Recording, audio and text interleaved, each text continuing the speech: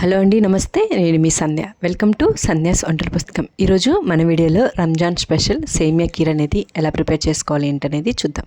ఈ సేమియా కీర్ అనేది టేస్ట్ అయితే చాలా బాగుంటుంది. తప్పకుండా ట్రై చేయండి.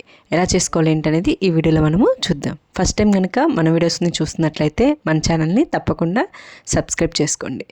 ముందుగా ఒక గిన్నె తీసేసుకొని అందులోకి ఈ బాదం పప్పుల్ని ఇందులోకి యాడ్ చేసేసుకోండి. అలాగే 10 నుంచి 15 వరకు పిస్తా పప్పులను కూడా ఇందులోకి యాడ్ చేసేసుకొని ఒక 2 స్పూన్ వరకు వాటర్ మిలన్ సీడ్స్ని ఇందులోకి యాడ్ చేసేసుకోండి. అదేవిధంగా 10 జీడిపప్పుల్ని కూడా ఇందులోకి యాడ్ చేసేసుకోండి.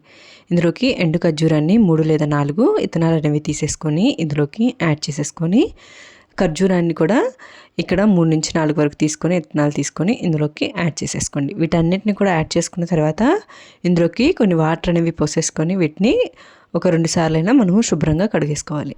ఈ విధంగా కడుక్కున్న తర్వాత వాటర్ అనేవి వంపేసుకోండి. ఇందులోకి మీకు టైం ఉంటే కనుక వాటర్ అనేవి పోసేసుకొని ఒక నైట్ అంతా వీటిని నాననివ్వండి. టైం లేకపోతే ఇందులోకి వేడి వాటర్ని పోసేసుకొని ఒక 3 అవర్స్ కనుక మనం నానబెట్టుకున్నామంటే ఇవన్నీ చక్కగా నానిపోయి ఉంటాయి. చూసారా, నాకు 3 అవర్స్ తర్వాత ఇవన్నీ చక్కగా బాగా నానిపోయి ఉన్నాయి. ఇప్పుడు నానిపోయిన వాటిపైన బాదం పప్పుకి అలాగే పిస్తా పప్పుకి పైన ఉన్నటువంటి తొక్కుని మనం కనుక తీసేసుకోవాలి. ఈ విధంగా బాదం పప్పుకి పిస్తా పప్పుకి తీసేసుకొని పక్కన పెట్టేసుకోండి.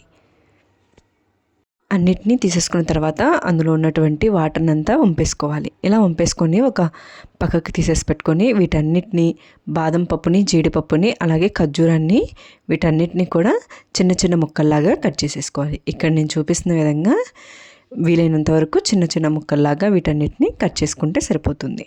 ఈ విధంగా వీటిని సన్న ముక్కల్లా కట్ చేసుకొని పక్కన పెట్టేసుకోండి. ఇప్పుడు స్టవ్ మీద మందంగా ఉన్నటువంటి కళాయిని పెట్టేసుకొని అందులోకి 3 స్పూన్ల వరకు నెయ్యి అనేది యాడ్ చేసేసుకోండి. ఈ విధంగా నెయ్యిని యాడ్ చేసుకున్న తర్వాత నెయ్యి అనేది బాగా హీట్ అయిన తర్వాత ముందుగా మనం ఇందాకలా కట్ చేసి పెట్టుకున్నటువంటి డ్రై ఫ్రూట్స్ అన్నిటినీ కూడా ఇందులోకి యాడ్ చేసేసుకోండి.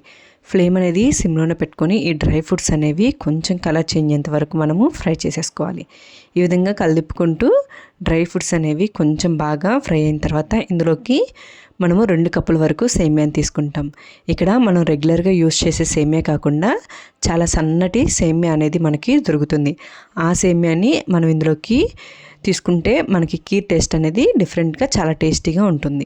మనం రెగ్యులర్ సేమియాతో కూడా చేసేసుకోవచ్చు, కానీ కొంచెం టేస్ట్ అనేది డిఫరెంట్గా ఉంటుంది. ఈ సేమియా అనేవి కూడా బాగా కలర్ చేంజ్ అయ్యేంత వరకు మనం ఈ విధంగా ఫ్రై చేసేసుకోవాలి.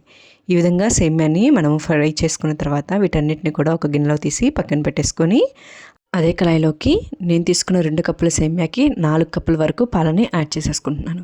నేను ఇక్కడ 3 కప్స్ వరకు పాలని 1 కప్ వరకు వాటర్ని యాడ్ చేసేసుకుంటున్నారు.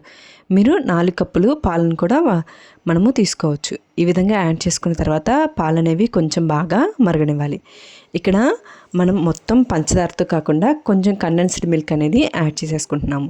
ఇక్కడ నేను 4 నుంచి 5 స్పూన్ల వరకు పంచదారని అలాగే ఒక 5 స్పూన్ల వరకు కండెన్స్డ్ మిల్క్ని యాడ్ చేసేసుకుంటున్నాను.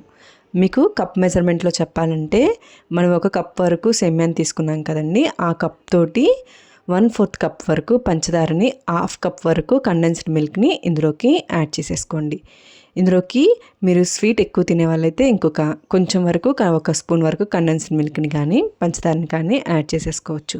కండెన్స్డ్ మిల్క్ లేకపోతే మొత్తం మనం పంచదారతోనే దీన్ని చేసేసుకోవచ్చు. ఈ విధంగా మొత్తం కరిగిపోయి పాలు అనేవి ఇలా తెరులుతున్నప్పుడు ఇందులోకి మనం ఇందాకలా వేపు పెట్టుకున్నటువంటి సేమియాని డ్రై ఫ్రూట్స్ని ఇందులోకి యాడ్ చేసేసుకోండి.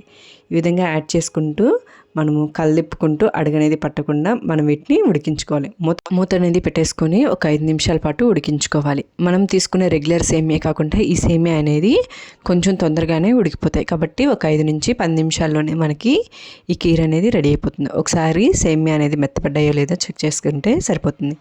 ఈ విధంగా మనకి సేమియా ఉడికిపోయాక పాయసం అంతా ఈ విధంగా దగ్గరికి పడినప్పుడు మనం దీన్ని స్టవ్ అనేది ఆపేసుకొని పక్కన పెట్టేసుకోండి.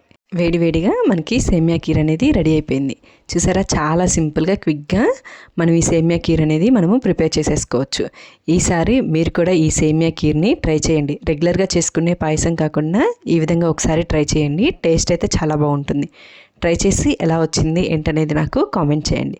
మీకు కనుక నచ్చినట్లయితే మీ ఫ్రెండ్స్ అండ్ ఫ్యామిలీ మెంబర్స్కి తప్పకుండా షేర్ చేయండి. అలాగే మన ఛానల్ని సబ్స్క్రైబ్ చేసుకోండి. Thank you for watching.